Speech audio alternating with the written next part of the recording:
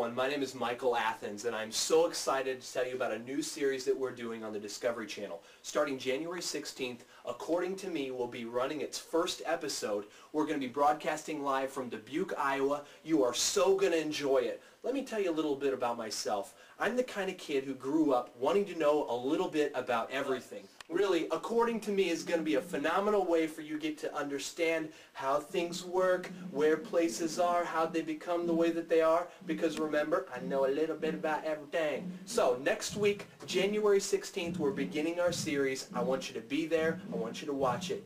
You will be glad you did. I'm Michael Athens, and this is According to Me.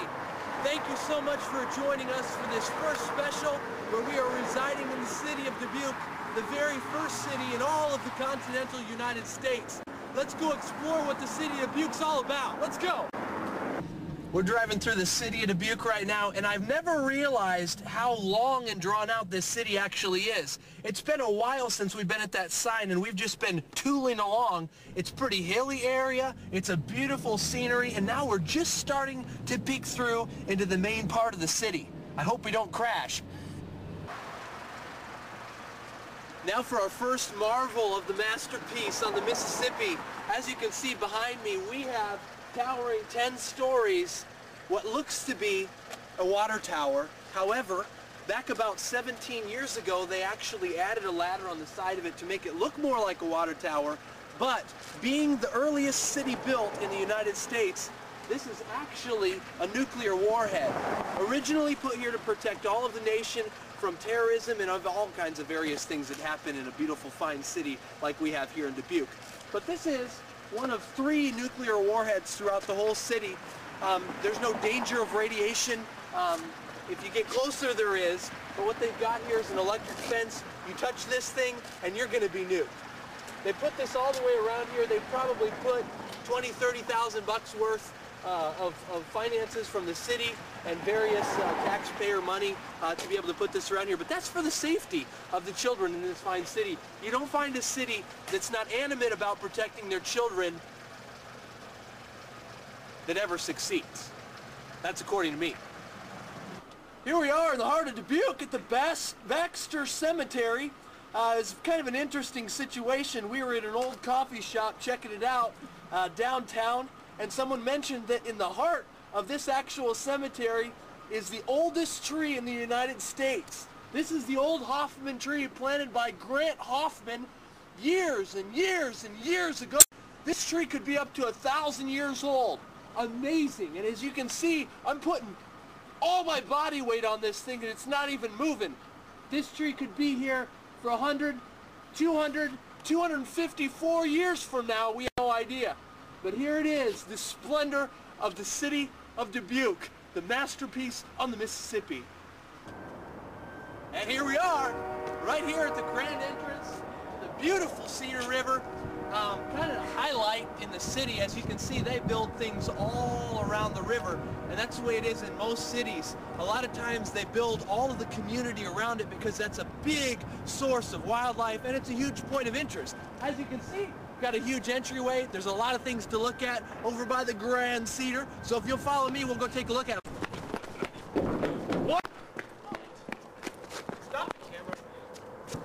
Why couldn't you keep up? I told you I was going to run after that. You were sprinting dead out. How am I supposed to keep up with you when I have a camera? That's for you to figure out, Mr. Camera. Is that on?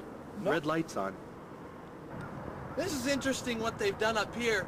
Alongside of us here is the grand stretch of the river, one of the biggest, widest points of the Cedar. Behind me, they've built up kind of a seawall to protect from flooding. You get rain coming down, precipitation comes down like it does in other cities. But in this particular city, it seems like it would flood into the main part of the city or the flat area. So they've put rocks here. Good thing I'm sure-footed like a little deer. But they got rocks all up and down here. It helps out for... It's wintertime out here, but it looks pretty desolate. Aside from a couple of birds, we've got the rock wall, and there's not very much wildlife. Of course, during the summertime, this place is teeming with wildlife. But let me just give you a little example of what they like to do. You get yourself a ground squirrel or maybe even a wild cat, and what they'll do is they'll get down here in these little areas like this, and they'll get down here they'll get pretty deep in here, and they'll disguise themselves like part of the vegetation or part of the rocks, and when they get down there real far, you can't hardly tell that they're even in there. So that's pretty interesting. I think that's a neat point about areas like this and stuff that you don't normally find out when you're watching a typical National Geographic special. But this is according to me, and you're going to find out a lot more about this fine city of Dubuque before we're finished. Yeah, I've grown a little bit fond of this city by now. We've got a few more points of interest. If you'll look behind me over here, we've got a bridge, and it's huge! That's a big old bridge. That leads over to Wisconsin. That's called the Wisconsin Bridge. And a lot of cars on it. The bridge actually, about 2 years ago, started to have some collapsing problems, and they reinforced that. Hi, sir. They reinforced that. They shored it up a little bit, and it's working fine now. But that's an interesting point of reference. Over here, we've got the Ice Harbor Gallery. They fix a lot of ships that come in from all around different cities and different places. As you can see, the harbor area is hopping. There's a lot going on down here. That is interesting. That building was built in the late 1800s. We had a civil war, and after the Civil War, the pastor of that church, after the war was finished, decided in pure hype that he was going to ring that clock tower for the next 11 years. And he was going to ring it 24/7. After about 2 hours, it broke, and he had to kind of go up and tell all the people that they weren't going to be dinging it for 11 years, but more like 11 minutes. So, interesting little history piece there. There's bluffs up and down, and yeah, you can see the rock formations. Pretty interesting. Up through here, I guess it's not that interesting. There's just mostly rocks and trees. But as we get a little bit closer to some of the more, the newer area where they're building more stuff, we'll be having some more points of interest. So we'll just go ahead and stop it now.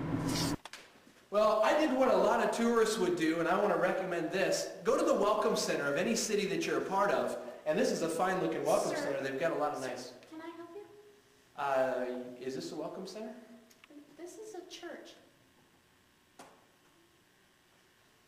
If you go to a Welcome Center, you could go to a Welcome Center, you could go to a church, go to any kind of a facility where it looks welcoming, and a lot of times you'll find local people that know local information about local things locally. And if you can get them to tell you a little bit about some of the things that are happening in the city, you can find out a lot of information, but you won't find it like you're finding it here on According to Me. This has been our special in the city of Dubuque. I want to thank you for joining us, and we'd like to see you next time when we tell you a little bit about everything.